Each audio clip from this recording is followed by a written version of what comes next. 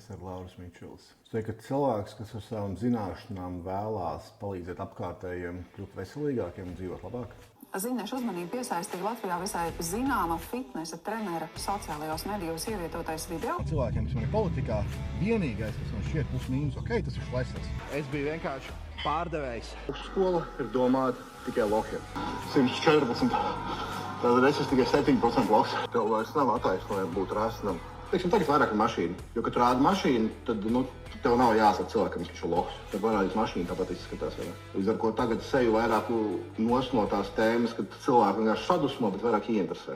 Es pats sāku nodarboties tā intensīvi tieši ar fitnesu, ar muskuļu masas palielināšanu 17 gados. Pirms gadiem jau 15. No tā brīža man ļoti piesaistīja. Un jau pirmajos gados man parādījās pāris klienti.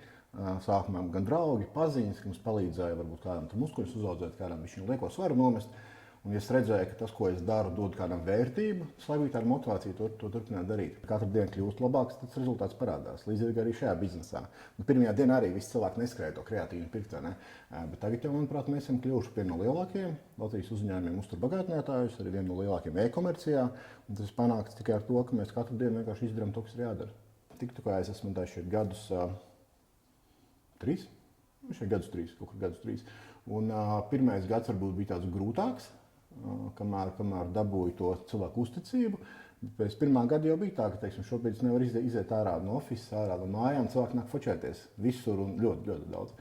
To baigi var just, varbūt ikdienā es to tā nejūtu, atnāk uz ofisu, mēs visi strādājam, darbojamies, bet tad, kad es izēju sabiedrībā, tad es baigi jūtu, kāds ir vispār iespējas uz sabiedrību no kaut kādiem pāris tiktokiem, ko es uzfilmēju katru dienu. Par fitnesu, manuprāt, informācija, ko mēs sniedzam, mums ir labākā, tāpēc ir labākais fitnes kanāls. Par labākiem produktiem, protams, ir skaidrs, ka visi produkti nav labākie. Ir kaut kāds limits, līdz kuram tu produktu var uztaisīt.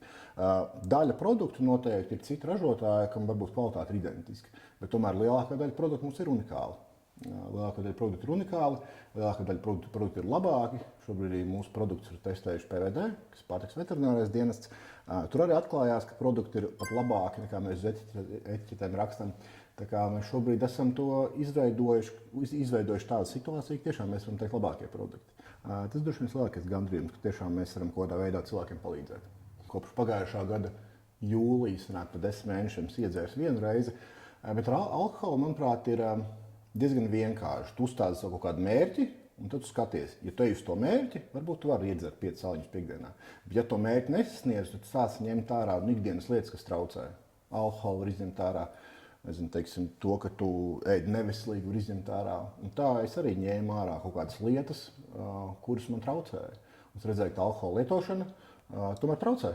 Varbūt cilvēkiem šķiet, ka netraucē, bet tā, kad no sevis mēģina izspiest 100%, noteikti traucē. Tā ir laba vieta, kur sākt. Pamēģināt to mēnesi. Mēnesi nedzert un paskatīties, kā izmainās ikdiena. Ikdiena izmainās ļoti. Man uz ielas nākuši daudz tieši džeki par to dzeršanu, teikuši super, es paklausījos, sākumā likās, ko tas muļķis tur runā, kāds loksā, ne? Bet tad pamēģināju pats nedzert un tiešām ir jūtams izmaiņas. Un es nezinu, kāpēc, bet Facebooks ir tā vieta, tieši meta, kur cilvēki raksta muļķības pilnīgi zem reklāmām.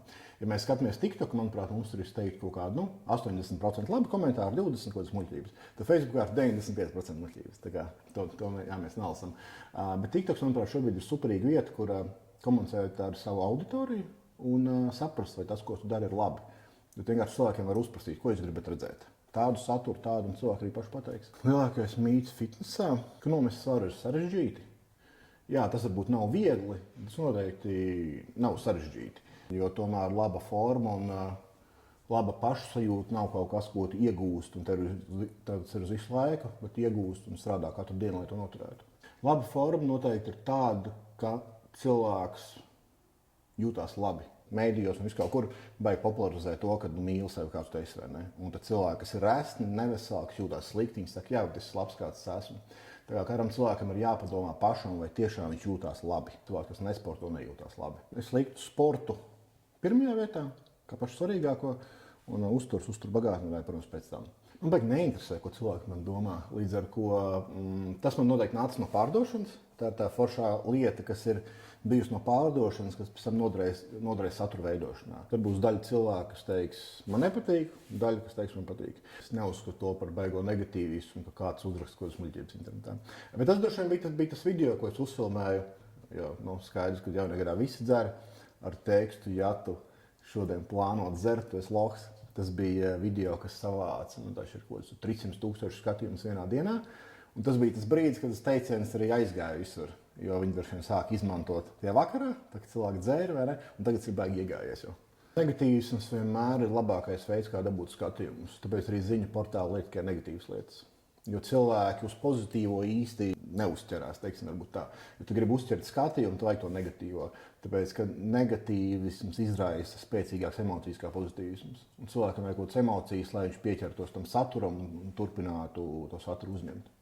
Nu, viena lieta ir, kas noteikti cilvēku galvās, otra ir, kas ir sociālos tīklos. Mums netālu no mājas straujapītis, tur brauc garām gandrīz katru dienu, tur ir rindas katru dienu.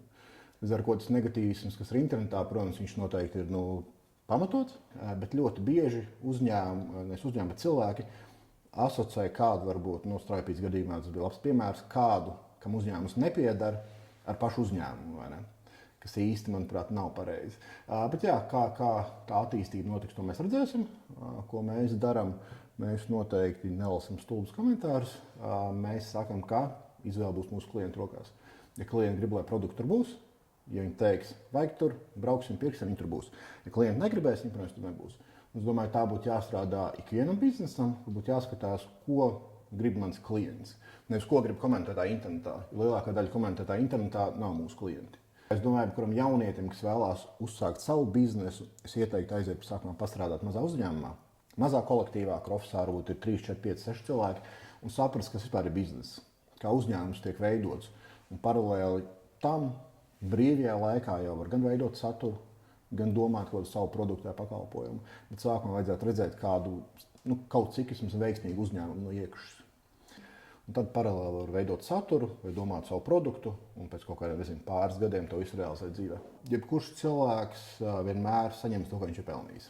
Daudziem cilvēkiem nepatīk tur, kur viņi ir dzīvē, bet tā, ko viņi paskatās, ko viņi dara ikdienā, tur tas skaidrs, ka cilvēks ir tieši tur, kur viņam jāatrodas. Tā kā vai viss vienmēr notiks tam, kā tam ir jābūt, varbūt var teikt arī tā, bet es domāju, ka katrs dzīvē ir tieši tur, kur viņš ir pelnījis būt. Un varbūt, ja ne šobrīd, tad pēc 6 mēnešiem noteikti.